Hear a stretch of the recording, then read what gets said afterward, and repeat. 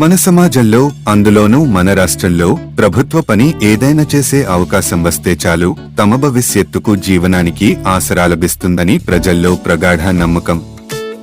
దీంతో వేతనం తక్కువైనా తమకు భవిష్యత్తుంటుందనే ఆలోచనతో పనుల్లో మహాభాగ్యంగా ఇట్టి చేరేస్తారు యువత. ఇప్పుడు చాలా చోట్ల రెగ్యులర్ గా పనిచేస్తూ మంచి వేతనం పొందుతున్న వారిలో ఎక్కువ మంది మొదట్లో తక్కువ జీతంలో పనుల్లో చేరిన వారు ఉండటం గమనార్హం.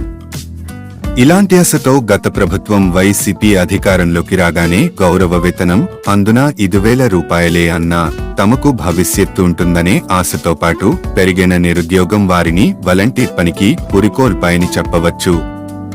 అప్పట్లో ఈ వాలంటీర్ ఉద్యోగానికి పోటాపోటీగా దరఖాస్తులు వేలాదిగా రావటం ఇందుకు ఉదాహరణ.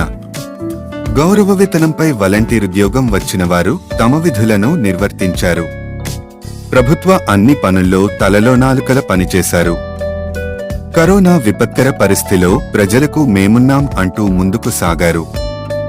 సాధారణంగా ప్రభుత్వ విధుల్లో ఉన్నవారు వారు గౌరవ వేతనం అయినా రాజకీయ ఎన్నికల విషయాల్లో జోక్యం చేసుకోరాదు.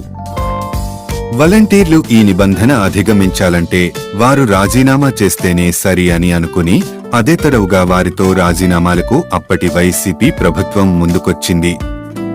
జీవనాసరా కల్పించిన వారే పార్టీ కోసం తప్పదు అన్న తీరున చెప్పడంతో రాజీనామాలు చేయక తప్పని పరిస్థితి వాలంటీర్లకు ఏర్పడింది.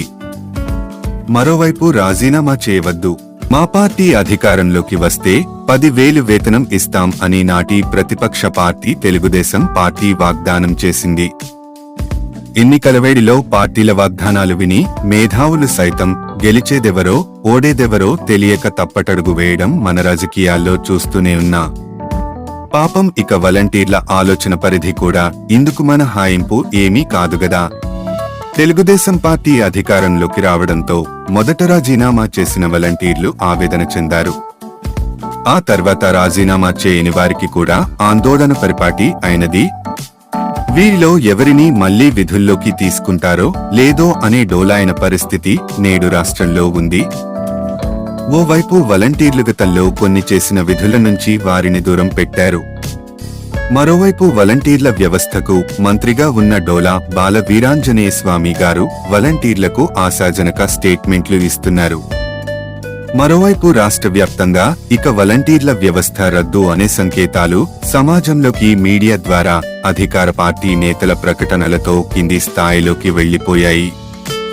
కాగా గౌరవ వేతనంపై పనిచేసిన, కాంట్రాక్టు, అవుట్ సోర్సింగ్ పై పనిచేసిన, జీవనోపాధి కల్పించిన ప్రభుత్వం ఆ ప్రభుత్వాన్ని ఏర్పాటు చేసిన పార్టీ మళ్లీ తమ గెలుపు కోసం పార్టీ అధికారంలోకి రావడం కోసం సగటు గౌరవ వేతన ఆసరాతో పనిచేసే వేతన జీవిపై రాజీనామాలు చేయించి వారి బతుకును అగమ్య గోచరం చేయడం న్యాయమేనా? మారుతున్న ఈ తీరు మన రాష్ట్రంలో పెరుగుతున్న అప్రజాస్వామిక పోకడలకు ఓ మచ్చుతునక? ఇక అధికారంలోకి వచ్చిన పార్టీ కూడా వారిపై వారి భవిష్యత్తుపై సీతకన్ను వేయడంపై కూడా ఇక్కడ బాధాకరం.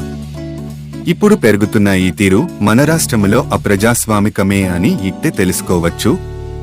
ఏ ఉద్యోగి అయినా ప్రభుత్వాన్ని నమ్ముకుని విధుల్లోకి వస్తారు. పార్టీలు షరా ఐదేళ్ళొక్కసారి మారచ్చు. మరి ఇదే ధోరణి రాష్ట్రంలో పెరిగితే ఓ పార్టీ అధికారం ఉన్నప్పుడు నియామకం చేసిన వారిని మరో పార్టీ అధికారంలోకి వచ్చినప్పుడు తొలగిస్తూ వెళ్తే ఈ తీర్పు జవాబు రాజనీతిజ్ఞ మేధావులే చెప్పాలి. ఈ పయనం ఎంత దూరం వెళుతుందో ప్రజలకు వివరించాలి. కాస్తాలస్యమైన రాష్ట్ర ప్రజలకు ప్రభుత్వంపై ఎన్నో తరాలుగా నమ్ముకుని ముందుకు సాగే ప్రజాస్వామిక విలువలకి గౌరవం పెంచుకున్న ప్రజలకి ఇప్పటికైనా న్యాయపరమైన భరోసా ఇవ్వాలి.